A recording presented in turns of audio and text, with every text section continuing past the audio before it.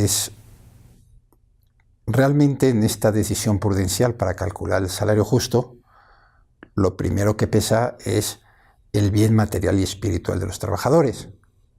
Pero, como vimos en aquella frase de la Gaudium et Spes, pues esta determinación prudencial tiene que tener en cuenta varias consideraciones. Vamos a profundizar un poco o a reflexionar sobre esa frase del Vaticano II.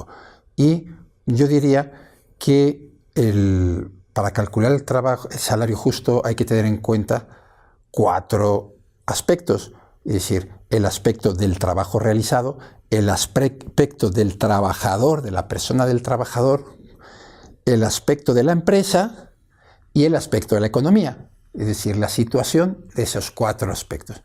El trabajo realizado, pues está claro, hay que tener en cuenta el esfuerzo invertido en ese trabajo.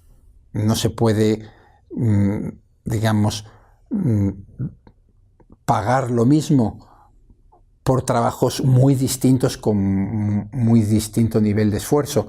Hay que tener en cuenta el grado de dificultad, de riesgo, de aspereza, de responsabilidad incluso de esos trabajos. También hay que considerar su mayor o menor aportación a los fines de la empresa. Por tanto, primer aspecto que hay que tener en cuenta, el trabajo realizado. Segundo aspecto, el trabajador. Y eso supone, por supuesto, ya lo veíamos, de alguna forma hay que considerar la situación de necesidad que tiene, pero no es la única, porque por muy necesitado que esté, si no es capaz de hacer un determinado trabajo, pues no se le puede pagar. Entonces, en el caso del trabajador hay que considerar la experiencia y antigüedad. No es lo mismo un salario para una persona que está iniciándose en ese puesto que para alguien que ya adquiere una gran experiencia de años. Hay que tener en cuenta la preparación previa requerida para ello, realmente. Pues una persona que está más preparada porque ha invertido mucho más, tanto económicamente como desde el punto de vista de sus esfuerzos y su tiempo, en formarse y prepararse, pues es lógico que tenga una remuneración mayor. Es de justicia, ¿verdad? Podríamos decir. Y también sus habilidades para realizarlo mejor o peor.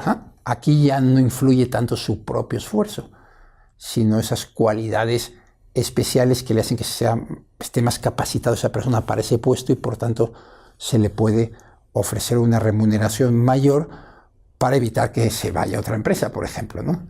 Bien, el trabajo realizado del trabajador, y ahorita vamos a considerar la empresa, es decir, la capacidad que tiene la empresa de dedicar más o menos recursos al bien económico de sus trabajadores. Por tanto, está claro, ¿no? Una empresa con unos grandes beneficios, económicos, es decir, utilidades, como se dice en México, pues esa persona puede dedicar muchos más recursos y si sus trabajadores estuvieran muy mal pagados en comparación con las utilidades que obtiene de su actividad económica, ahí algo falla, habría un desequilibrio.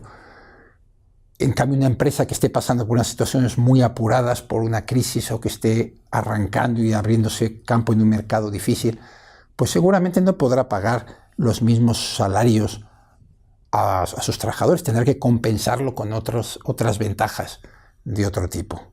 Bien, por tanto, la empresa. Y por último, el cuarto es la economía, es decir, el nivel de vida general de la comunidad en que se inserta esa actividad económica. Por tanto, pues no es lo mismo la economía de un país pobre que la de un país rico. También hay que tener en cuenta la situación coyuntural de crisis o bonanza. Un mismo país pues, puede pasar por situaciones más difíciles en las que hay que apretarse el cinturón, como se dice, y a veces hasta reducir el salario de los trabajadores para la supervivencia de la empresa. Normalmente eso se hace de forma negociada. Y también hay que tener en cuenta en esa economía el poder de compra de la moneda.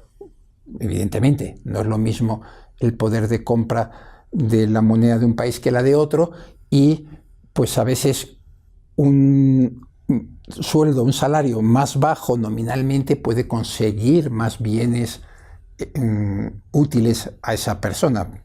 Por tanto, voy a sintetizar las 4 ideas y los 4 aspectos que hay que tener en cuenta es el tipo de trabajo, digo el trabajo realizado, no solo el tipo, sino su realización en la práctica, el trabajador, la empresa y la economía, esos 4 aspectos.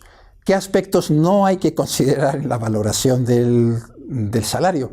No hay que considerar, pues, para empezar, o sea, no es decisivo el consentimiento del trabajador.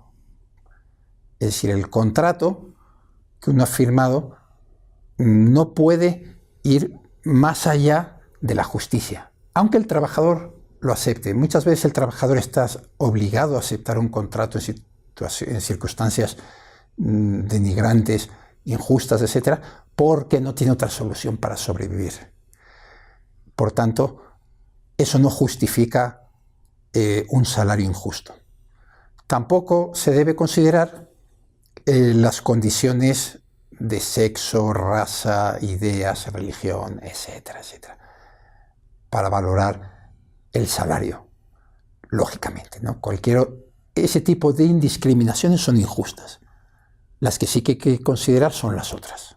Y siempre viendo a la persona humana, las necesidades de esa persona humana. No somos todos iguales, ni se puede tratar de forma matemática con una ecuación a todos, sino que hay que tener ese sexto sentido, esa capacidad de justicia, de prudencia, para determinar en cada caso cuál es el salario justo.